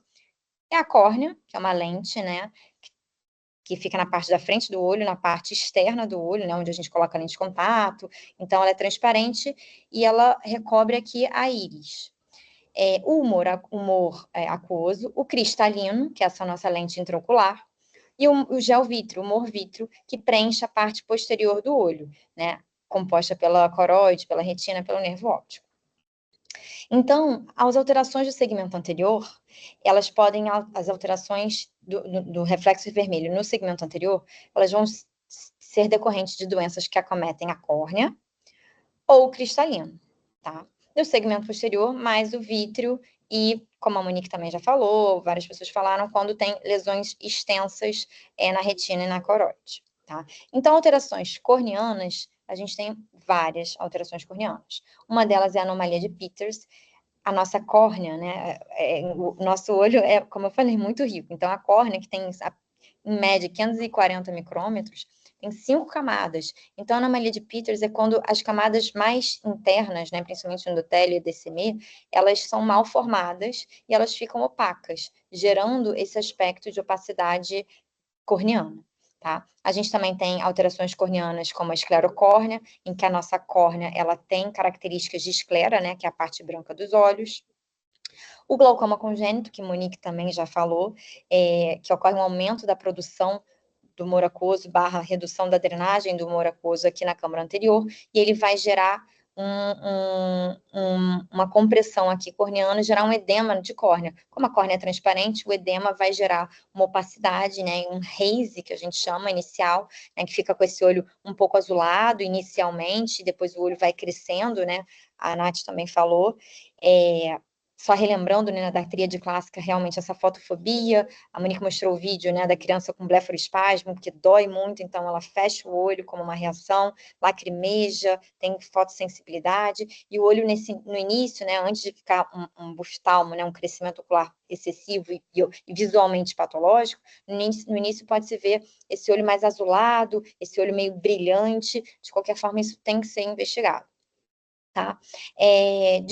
Outras alterações corneanas pode ser uma distrofia endotelial corneana congênita, bem rara, né? Então, alterações também aqui da córnea interna. Doenças metabólicas, né? Que a Monique também falou, como a mucopolissacaridose. Então, aqui era uma criança que tinha uma face típica de mucopolissacaridose, mostrando, assim, também a córnea opaca, né? Um azulado, assim, uma perda de transparência. E o cristalino, né, a opacidade no cristalino, como a catarata, seja congênita, seja do desenvolvimento, então a catarata pediátrica, que, corroborando também o que as meninas falaram, assim, a gente tem várias formas, tem várias morfologias, né, e muitas vezes a morfologia, ela pode indicar determinada doença de base, então, assim, existe uma correlação fenotípica, não total, mas alguma correlação fenotípica interessante, tá? Então, voltando para o nosso caso, essa menina, por conta da sua opacidade de córnea, tem que se descartar, então, Aumento da pressão intraocular, descartamos, então a pressão intraocular estava normal, descartamos glaucoma. Medir o diâmetro corneano também estava normal para a idade. A fundoscopia, né, a avaliação do fundo de olho era indevassável por conta da opacidade. Algumas opacidades permitem alguma visualização da retina, né, do segmento posterior. Essa não era possível, então fiz uma ultrassonografia ocular ambulatorial, ela tinha uma ultrassom normal. A análise cromossômica normal também, 46XX.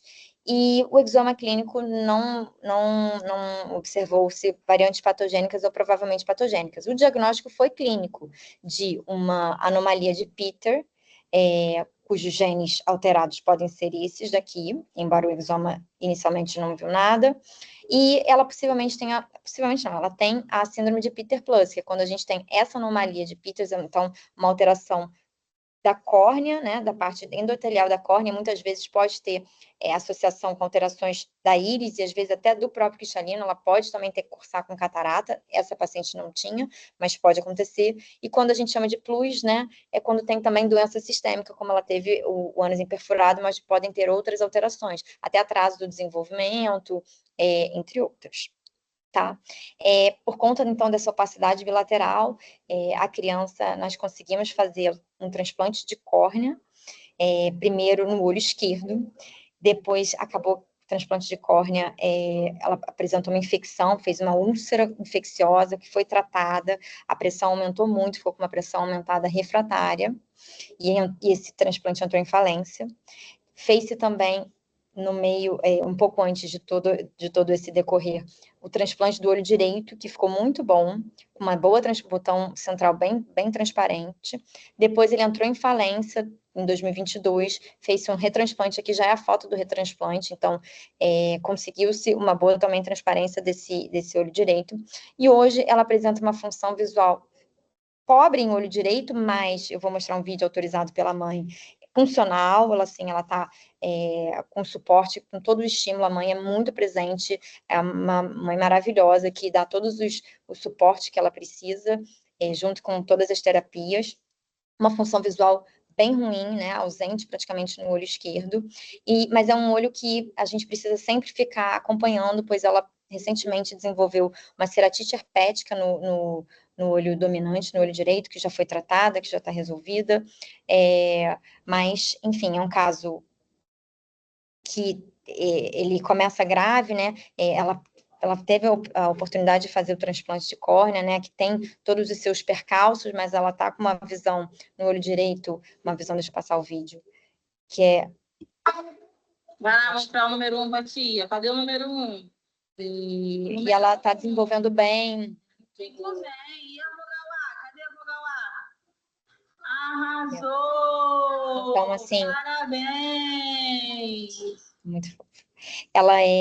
Então, é uma doença que é rara, mas eu acho que também coube trazer aqui que pode ter outras manifestações sistêmicas também. Então, mais uma vez, o olho, dessa vez não foi o órgão sentinela, mas o parecer foi importante, né, para a gente também restabelecer alguma visão para essa criança.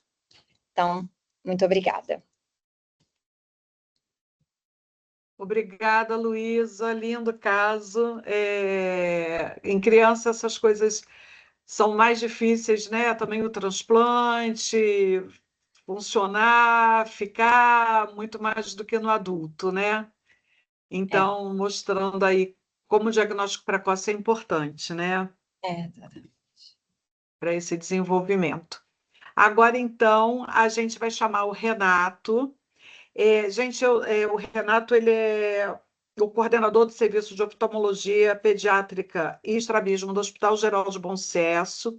E eu não falei, mas todas as pessoas que estão aqui apresentando são todos membros do nosso GT de Oftalmologia da SOPERJ, tá? O Renato vai trazer, então, agora para a gente encerrar depois com as perguntas, Reflexo Vermelho em Foco, os protocolos para a prática pediátrica, que já tiveram 2 perguntas aqui no chat sobre isso. Renato, pode ir. Bom, boa noite a todos, obrigado pelo convite. Eu vou falar um pouquinho dos protocolos que existem hoje em dia, né? E eu tentei resumir um pouco eles para botar na prática do dia a dia de vocês. Bom, primeira coisa, a gente tem que lembrar de como é que se faz o exame. Sei que muitos de vocês já fazem, mas não custa a gente recordar. É um exame simples, né? Um exame relativamente barato e fácil de se fazer. A gente tem que lembrar que a gente precisa. Um oftalmoscópio direto, tá? Com uma boa bateria, e lembrar de sempre calibrar ele ali na dioptria com 0 dioptrias. Ou, se você usar óculos, você pode calibrar focando na sua mão para ver o melhor ponto de foco para você. Lembrar que para realizar esse exame tem que ser numa penumbra, né? Uma sala mais escura, para você conseguir fazer melhor esse exame. E outro ponto importante é ser um médico habilitado, ser um médico treinado, tá? Ele dá uma curva de aprendizado um pouquinho difícil, mas depois que você pega para fazer, é muito bem tranquilo esse exame. Bom, e como a gente tem que realizar esse exame, né? A gente tem que ter uma distância para fazer esse exame de 30 a 50 centímetros do olho do paciente, tá? O paciente tem que estar mais ou menos na mesma altura dos olhos do examinador, e uma coisa que é muito importante é você iluminar os 2 olhos simultaneamente. Muitas vezes a gente vê iluminando um olho, depois iluminando o outro, mas é muito importante fazer esse exame simultaneamente. Por que isso? Porque, como eu já falei anteriormente nas outras apresentações, a gente compara o reflexo de um olho com o outro. Então a gente vê se um olho tiver com reflexo bom, claro, vermelho, e o outro reflexo diminuído, tem algo de alterado aí. Se a gente vê que tem um reflexo vermelho bom, claro, e o outro não tem um reflexo vermelho, também tem algo de alterado. Então, por isso que é muito importante a gente fazer os 2 olhos juntos, tá? Então, isso é importantíssimo. E o outro ponto importante é que você não precisa realizar a dilatação pupilar. Claro, se dilatar, fica muito mais fácil de fazer o reflexo vermelho. Mas, normalmente, a gente não precisa fazer a dilatação pupilar, ou seja, não precisa instilar aquele colírio na criança, uma ardência, o sintoma que aquela criança vai sentir, deixando o exame muito mais tranquilo de ser feito. Bom, e aí a gente vai falar rapidamente aqui da periodicidade, que daqui a pouco eu vou voltar no slide sobre isso, tá? De modo geral, o que a gente tem é que para a gente fazer esse exame, a periodicidade que a gente tem são de 48 horas do recém-nascido ou até alta da maternidade. Existem algumas discordâncias na literatura, pensando em Ministério da Saúde, a Sociedade Brasileira de Oftalmologia, a Academia Americana de Oftalmologia, mas, de modo geral, o consenso é de 48 horas de nascido ou até alta da maternidade. O importante é o quê? A realização 3 vezes nos 3 primeiros anos de vida, ou seja, cada ano fazer 3 vezes esse exame do reflexo vermelho. E do 3º ao 5º ano, uma vez ao ano, do 3º, 4º, 5º ano. E lembrar que, se ele estiver alterado ou duvidoso, encaminhe para o oftalmologista, tá? Bom, eu vou botar aqui os possíveis resultados que a gente tem. Eu sei que, às vezes, para fazer o exame, a gente interpretar naquela hora pode ser um pouco difícil. Então, o que eu vou começar primeiro? Botando os resultados do reflexo vermelho num desenho. Nada mais fácil que ver um desenho de livro, que é muito mais tranquilo. Então, o que a gente vê primeiro aqui? Nesse primeiro reflexo aqui da foto aqui de cima, da esquerda, o que a gente percebe? No olho direito, um reflexo vermelho, nítido, né, brilhante. No esquerdo, também reflexo vermelho, nítido, e bem semelhante de um olho para o outro. Ou seja, um exame normal, tá? O que a gente espera, que a gente consiga encontrar em todas as crianças. Nesse segundo aqui do meio de cima, o que a gente percebe? No olho direito, vocês podem ver que tem um reflexo brilhante, vermelho, e no outro olho, não tão brilhante assim. Então, provavelmente, nesse olho aqui, você tem o quê? Nesse paciente, uma ametropia, tá? Como já foi falado nas apresentações anteriores, nos casos clínicos, tem um sinal de alerta aí, né? Então, tem esse sinal de alerta que tem uma diferença da simetria do reflexo, da coloração, você tem que ligar o seu sinal amarelo aí nesse paciente, tá? Então, é muito importante você estar ciente disso, e aí que entra naquele ponto que a gente falou, de fazer bilateralmente. Nesse outro foto aqui, o que a gente pode perceber? No olho direito, a gente vê o quê? Reflexo vermelho, claro, brilhante. Na segunda foto, o que a gente percebe? Se você olhar rápido, você vai falar a mesma coisa. Tá vermelho, brilhante, tá ótimo. Porém, se você olhar com calma, você vê que tem pontos aqui mais escuros, tá? Pontos que o reflexo vermelho não está passando. Então, o que aconteceu provavelmente? Provavelmente a luz bateu na retina ou não chegou na retina. Ou seja, tem alguma opacidade daquele meio, que pode ser na córnea, pode ser alguma alteração corneana, pode ser alguma alteração do cristalino, alguma alteração do meio, mas tem alguma opacidade parcial desse meio, tá? Então, também é um caso que a gente tem que ficar de olho. Bom, nesse reflexo aqui de baixo, né, o primeiro aqui de baixo, esse é mais fácil a gente identificar a diferença de um olho para o outro, né? Então, a gente percebe o quê? No direito, um reflexo vermelho, claro, né? Já no outro, a gente percebe o quê? Um reflexo que não tem reflexo. É uma leucocoria, aí nesse caso, né? Pelo grego, né, a leucocoria, que a gente vai pensar? É a pupila branca. Então, nesse reflexo, você não tem reflexo nesse olho esquerdo. Então, é um reflexo que tem não tem uma ausência desse reflexo, que tem diagnóstico, como a gente falou nos outros casos, como uma catarata congênita, como um retinoblastoma, como outras doenças que opacificaram totalmente aquele meio, não deixando a luz do retinoscópio passar pelo meio e coincidir com a retina, tá? E nesse último aqui da direita, o que a gente percebe? A gente tem um reflexo mais claro no olho direito, um pouco mais escuro no olho esquerdo. Você vai pensar, poxa, é igual aquele segundo que você me falou. Não, não é igual ao segundo. Por quê? Se você for reparar, esse olho apresentou um estrabismo nesse paciente. O reflexo, ele não está totalmente centrado em ambos os olhos, tá? Então, ele tem um reflexo assimétrico, porém, um outro diagnóstico, provavelmente pelo estrabismo desse paciente. Deixa eu aqui. Bom, agora a gente vai botar um pouco mais para as fotos práticas, tá? Essas fotos para a gente entender um pouco mais e ver que não é tão fácil quanto os desenhos que a gente vê em livros. Então, o que a gente percebe aqui? Nessa primeira foto do paciente, reflexo bonito, ambos os olhos claros, simétricos, então um paciente com reflexo normal. Nessa segunda foto, como já foi falado no caso anterior, o que a gente percebe? O reflexo diferente de um olho para o outro. Você vê que tem uma diferença da simetria da luz de um olho para o outro. Então, provavelmente, aí você tem o quê? Uma ametropia desse paciente, tá? Ou, no caso, uma anisometropia, tá? Que é a diferença de grau de um olho para o outro. Nesse terceiro aqui, o que a gente percebe? Que não tem reflexo. Em nenhum dos olhos você olha e vê que tem aquele... Não existe um reflexo vermelho. Então, essa ausência total do reflexo remete a uma opacidade total do meio daquele paciente, que pode ser uma opacidade, como eu falei, um retinoblastoma, uma catarata, algo a ser investigado. Bom, nesse aqui de baixo, como eu falei também, a gente percebe que no direito está tudo bem. No esquerdo, se você olhar com calma, o que a gente vê aqui? Um ponto preto bem no centro da pupila desse paciente. Então, ele tem uma opacidade parcial pontiforme dessa pupila, desse olho, desse paciente. Então, ele tem algo que alterou a transparência daquele meio desse paciente. E, por último, para a gente mostrar, esse está um pouquinho mais difícil de ver, mas percebe que tem uma simetria do reflexo, esse aqui um pouco mais claro do que o esquerdo. Mas, quando a gente olha na ectoscopia, percebe que esse paciente tem uma exotropia, né? Um desvio, um estrabismo com o olho direito para fora, tá? Então, assim, sempre é importante lembrar isso, fixar no nosso diagnóstico do paciente. E aí a gente vai começar a ver, bom, já vimos a periodicidade, vimos como é que é o reflexo vermelho, e para onde eu vou? Para onde eu vou me guiar? Para onde eu vou procurar os protocolos? Quem eu vou seguir? Quem eu não vou seguir? O que eu vou fazer agora? E você vai pesquisar no PubMed, você vai pesquisar no Cielo, vai pesquisar em outras fontes da literatura, e cada uma vai falar uma coisa para você, né? Então, você vai pegar na Academia Americana de Pediatria, ele vai dar um protocolo de atendimentos. Se você pegar na Academia Americana de Oftalmologia, vai dar um outro protocolo. Se você pegar o Ministério da Saúde, ele vai falar um protocolo, e se você falar para pegar a nossa parte da Sociedade Brasileira, né, de Oftalmopediatria, também vai dizer um outro protocolo. Então, minha ideia aqui inicial para vocês é o quê? Foi juntar todos esses protocolos, tá?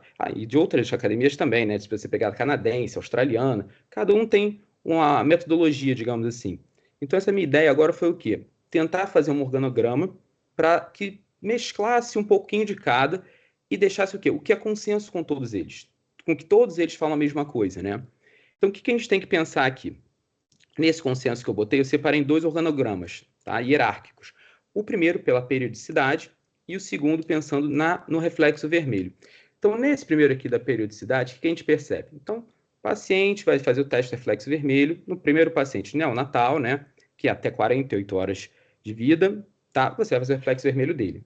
Porém, se esse paciente apresentar um fator de risco, como doenças infecciosas com transmissão vertical, HIV, toxoplasmose, sífilis congênita, ou se for prematuro, extremo, abaixo de 32 semanas, ou menos que 1.500 gramas, se ele tiver alguma história familiar de doença ocular na infância, então ele tem um pai com uma catarata congênita, a familiar com glaucoma congênito, e assim por diante. Se na ectoscopia apresentar alguma alteração ocular aparente, ou uma suspeita de déficit visual, ou até mesmo doenças, como a gente viu nas apresentações oculares, doenças que trazem manifestação ocular, a gente tem que encaminhar esses pacientes para o oftalmologista, tá? Então, por mais que você faça o teste de reflexo vermelho, deu normal nos 48 horas, se ele tem esses fatores de risco, é muito importante o oftalmologista realizar o fundo de olho, porque muitas dessas doenças, às vezes, a gente não consegue ver apenas no reflexo vermelho, e sendo necessário a realização do fundo de olho, tá? Bom, se a gente pegar crianças agora de 0 a 3 anos, o importante é o quê? Fazer 3 vezes ao ano o reflexo vermelho.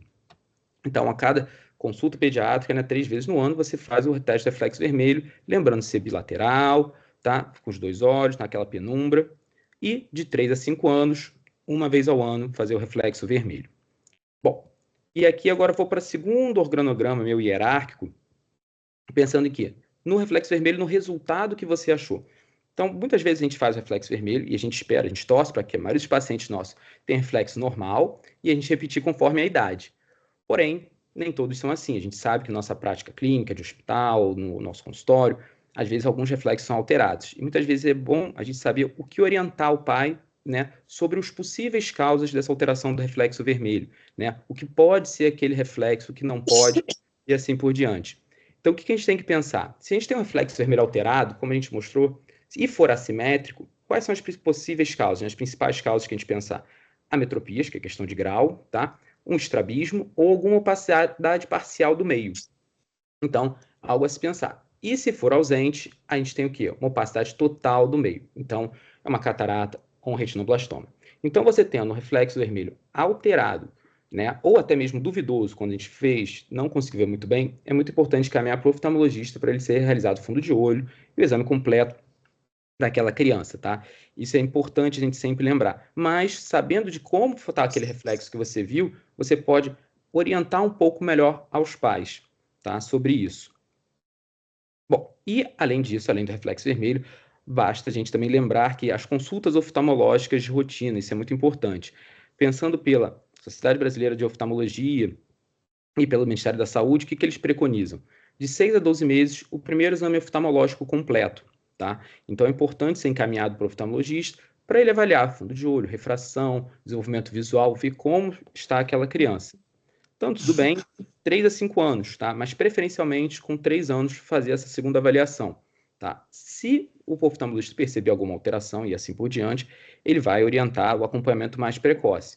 Caso contrário, se estiver tudo evoluindo bem, os reflexos vermelhos estiverem tudo bem, a mãe, os pais sem queixa, sem nenhum sintoma ocular, depois de 5 a 8 anos, fazer um exame de acuidade visual anual, ok? Bom, como eu falei para vocês, é muita literatura que tem, né, sobre isso. Cada sociedade, cada parte do mundo tem o seu protocolo específico sobre isso, tá? Então, eu tentei fazer um apanhado deles e preconizam que todos eles são um consenso entre eles sobre o melhor tratamento, o melhor acompanhamento do reflexo vermelho desses pacientes.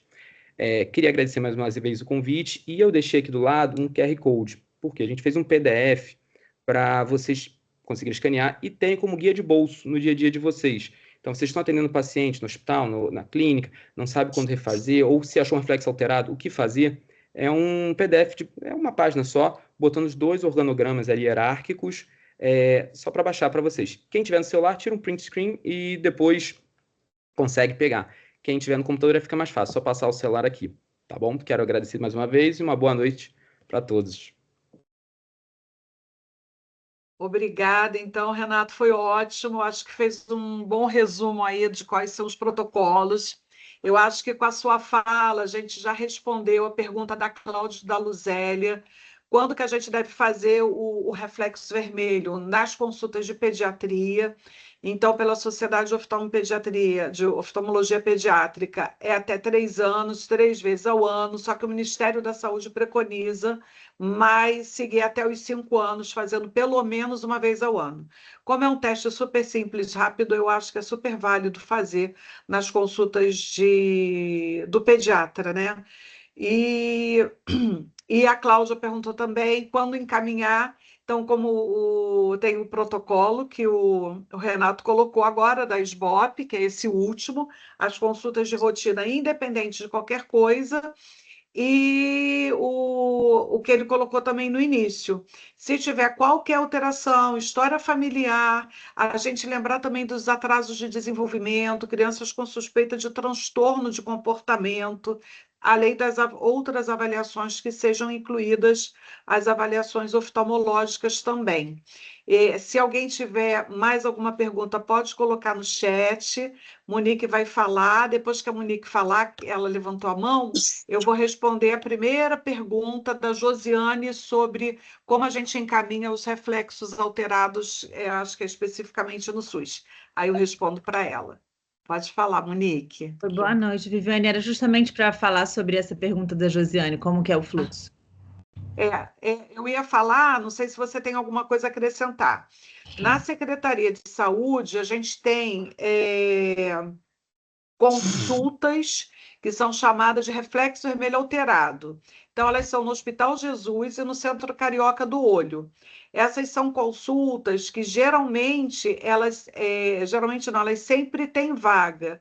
Eu até revi há pouco tempo, a gente não tem demora, porque não pode haver demora no teste do reflexo vermelho alterado, por conta, né, Natália, do retinoblastoma, uma doença de Coates, uma coisa mais grave. Então, quando até foi uma demanda, quando a gente fez isso, gente, há muitos anos atrás, que a gente treinou além das maternidades, mas nas maternidades tem os oftalmos. Então, quando tem um reflexo vermelho alterado, na maternidade você encaminha para o próprio oftalmo. Isso nas públicas. Quando a gente foi fazer o treinamento das clínicas das famílias, aí eu falei, gente, eu não posso treinar, a pessoa achar um reflexo alterado e aí não tem para onde encaminhar. Então foi quando a gente pensou e se criou, ainda nem era CISREG, o Jesus abriu então essas vagas que tem toda semana.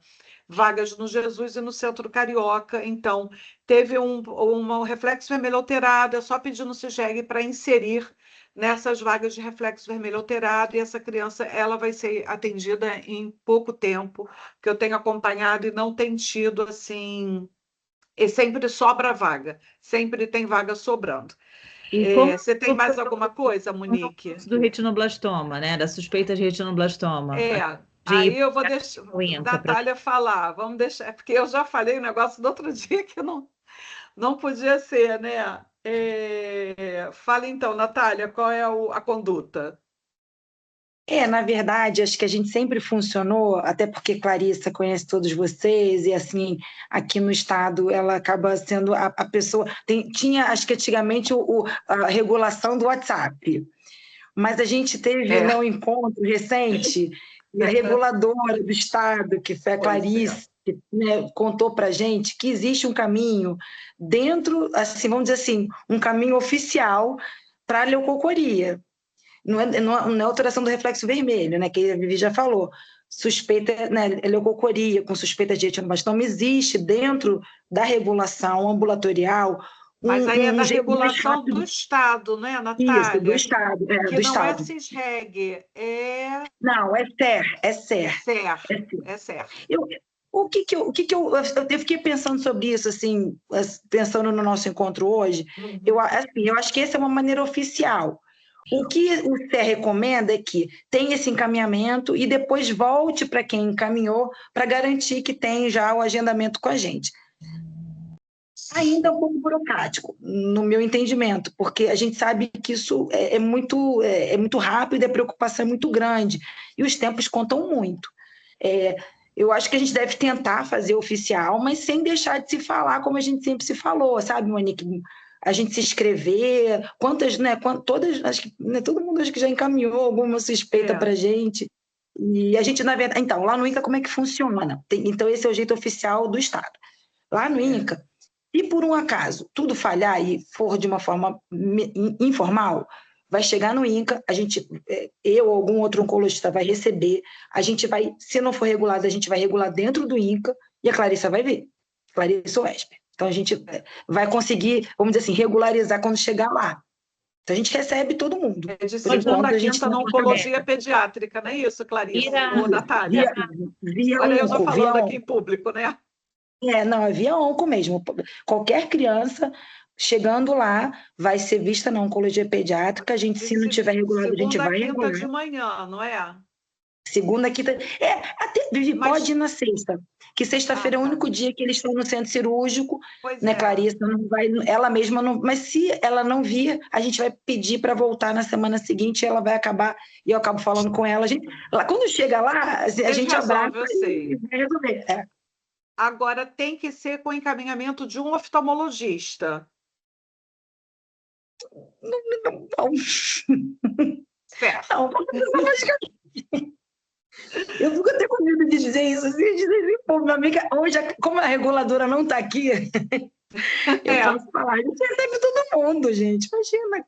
Na época bom. quando tem o setembro, que tem a história lá do Thiago Leifert e as campanhas.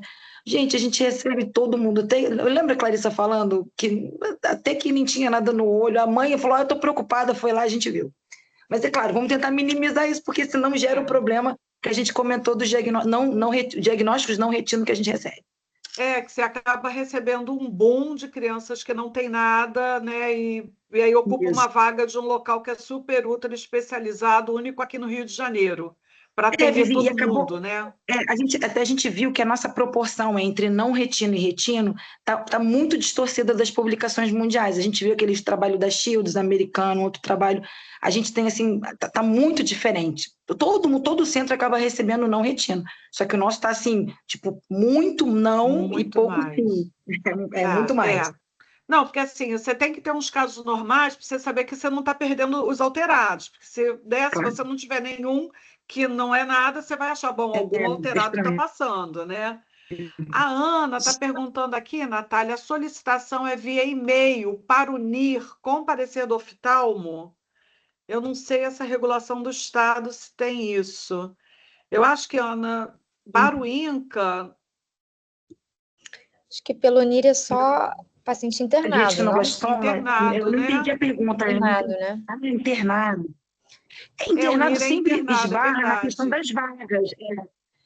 Esbarra na questão das vagas. Assim, a gente já teve problema, por exemplo, recente, pelo menos 2 casos que eu me lembro de crianças que vieram de maternidades ou de CTIs pediátricos que recebiam bebezinhos, né, recém-nascidos, e que, na verdade, por conta de comorbidades, não por conta do retinoblastoma, tinham, assim, a gente recebeu esse ano um prematurinho e que demorou pra caramba para a gente ter vaga no nosso CTI, e aí demorou para vir o retino por conta das comorbidades, entendeu?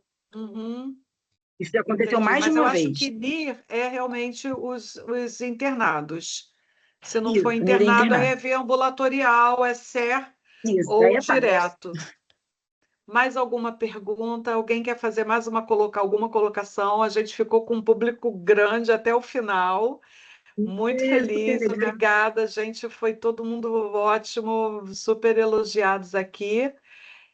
Aplicativos que podem auxiliar. A Josiane está falando aplicativos para auxiliar no reflexo vermelho, né? Consulta oftalmológica pelo SUS tem vaga de oftalmopediatria. Então, essas vagas são reguladas, a criança tem que ir com um encaminhamento para oftalmopediatria na clínica da família para poder ser agendada nas vagas de oftalmopediatria, que eu já adianto que é uma fila enorme, infelizmente. É uma coisa que ainda não foi resolvida. Natália, você consegue dizer aí algum desses aplicativos que são usados? Acho que é o Credo, não é? Você consegue digitar no chat o nomezinho para as pessoas? Você está no telefone. É CRADLO, não é isso? DLE. Isso, Cradle. Esse é o aplicativo que mais usa e que é gratuito, não é isso, Natália? Isso. Fácil de baixar. Esse é fácil de baixar, é gratuito e funciona no celular. Mas a gente não pode esquecer que eles não substituem o oftalmoscópio. Isso é mais usado até pelo público leigo, né, Natália? Não é isso?